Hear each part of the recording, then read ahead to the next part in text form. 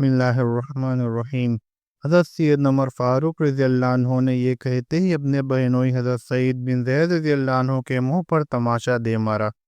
حضرت فاطمہ بنت خطاب رضی اللہ عنہ شوہر کو بچانے کے لیے آگے بڑھی تو آپ رضی اللہ عنہ نے ان کو دھکا دے مارا، جس سے ان کا سر پھٹ گیا اور خون بہنا شروع ہو گیا۔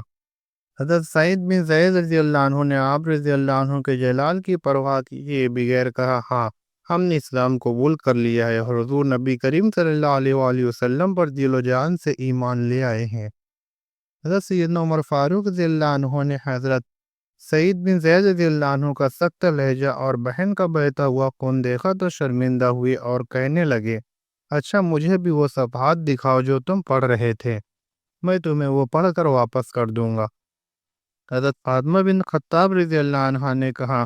ان صفحات کو کوئی ناپاک شخص نہیں چھو سکتا، اس کے لیے پہلے تمہیں غسل کرنا ہوگا۔ حضرت سیدنا عمر فاروق رضی اللہ عنہ نے غسل کیا اور اپنے بہن اور بہنوئی سے ان اوراق کا مطالبہ کیا۔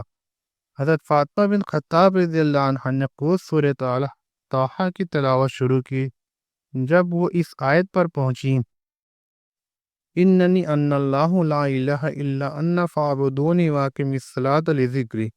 بلا شبہ میں ہی اللہ ہوں اور میرے سوا کوئی دوسرا معبود نہیں، اس لیے تم میری عبادت کرو اور میری ہی یاد میں نماز پڑھو۔ حضرت سیدنا عمر فاروق رضی اللہ عنہ کی آنکھوں سے آنسو نکل گئے اور کہنے لگے، کس قدر اچھا اور عظمت والا کلام ہے۔ پھر آپ رضی اللہ عنہ نے بے اختیار پکار اٹھے،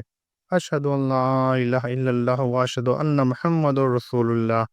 میں گواہی دیتا ہوں اللہ کے سوا کوئی عبادت کے لائق نہیں اور حضرت محمد صلی اللہ علیہ وسلم اللہ کے رسول ہیں۔ حضرت خباب بن عرارۃ رضی اللہ عنہ جو کہ گھر کے اندر چھپے ہوئے تو انہوں نے جب حضرت سیدنا عمر فاروق رضی اللہ عنہ کے زبان مبارک سے یہ کلمات سنے تو باہر نکل آئے اور کہنے لگے، عمر، اللہ کی قسم، میں نے کل ہی حضور نبی کریم کو دعا فرماتے سنا تھا، الہی عمر بن خطاب اور عمر بن حشام دونوں میں سے ایک کے ذریعے دین اسلام کو تقویت پہنچا۔ اللہ تعالیٰ نے حضور نبی کریم صلی اللہ علیہ وآلہ وسلم کی دعا قبول فرما لی اور دین اسلام کو تمہارے ذریعے تقویت پہنچائی۔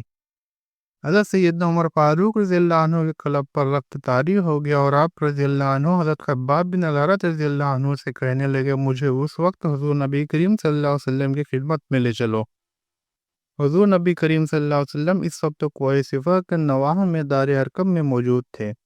حضرت سیدنا عمر فاروق رضی اللہ عنہ دار ارقم روانہ ہو گئے۔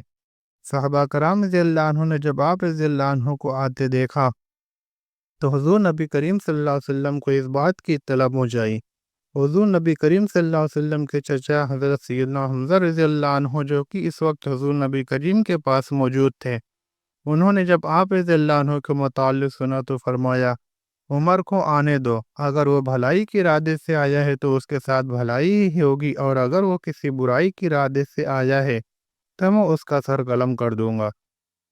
حضرت سیدنا عمر فاروق رضی اللہ عنہ جس کا دار ارقم میں داخل ہوئے تو حضور نبی کریم صلی اللہ علیہ وسلم نے آپ رضی اللہ عنہ کا دامن پکڑ کر فرمایا، عمر، کیا ارادہ لے کر آئے ہو؟ حضرت سیدنا عمر فاروق رضی اللہ عنہ نے عرض کیا، رسول اللہ، اسلام قبول کرنے کے لیے حاضر ہوا ہوں۔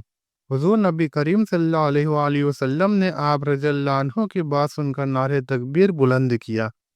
اور صحابہ کرام رضی اللہ عنہ نے جواب میں اللہ اکبر کا نعرہ بلند کیا،